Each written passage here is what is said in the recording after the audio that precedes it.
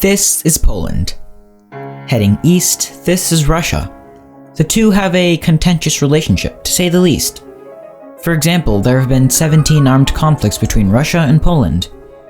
In fact, according to a 2013 poll conducted by the BBC, only 19% of Poles viewed the Russia-Poland relationship positively.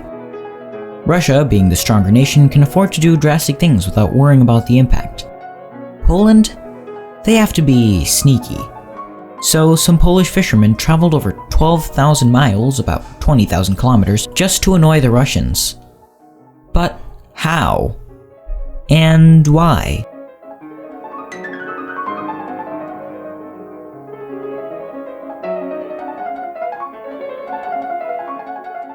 Let's go back to 1973. The United Nations is holding a conference. This conference is about revising the law of the sea. The first treaty, negotiated in 1956 and broken into 4 parts, was signed from 1962 to 1966. That treaty, however, was quite vague. It left much open on the subject of territorial waters, which is basically a portion of the sea that's treated like property of the country. The countries meet again to try and update the treaty, but no conclusion is met. So here we are in 1973. The conference lasted for 9 years and was signed in 1982 and went into effect on November 16, 1994. This new treaty has some clear laws regarding territorial waters. Here they are. We'll use San Francisco for an example. Now, the treaty has stipulated baselines for all countries. The baseline is a line that all further zones are measured from. Any water on the inside of the baseline are considered internal waters. The country can do anything they want in there. Foreign ships aren't allowed to come in without prior consent. After this, there are territorial waters. These waters extend 12 nautical miles, 14 regular miles or 22 kilometers, from the baseline. These waters are considered property of the country, however, foreign vessels can pass through if they A. don't disturb the nation whose water they are traveling through, and B. only pass through and do nothing else. There are more stringent rules that would take too long to cover, but you can read those in the description below. Traveling 12 nautical miles further, again 14 miles or 22 kilometers, we reach the contiguous zone.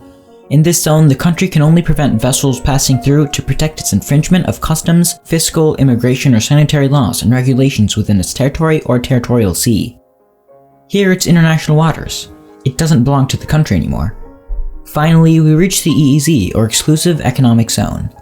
In this zone, the host country is given, quote, control of all economic resources within its exclusive economic zone, including fishing, mining, oil exploration, and any pollution of those resources. However, it cannot prohibit passage or loitering above, on, or under the surface of the sea that is in compliance with the laws and regulations adopted by the coastal state in accordance with the provisions of the UN Convention. Anything further is full international waters, with one exception.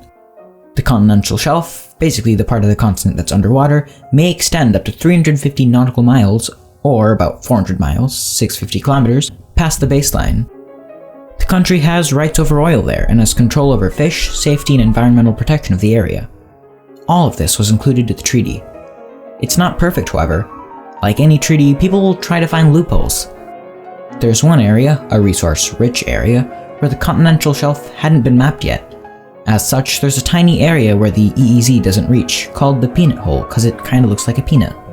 This area is the Sea of Okhotsk.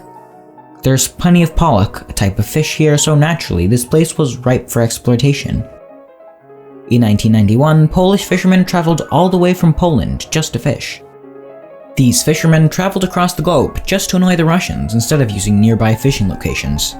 And not just Poles.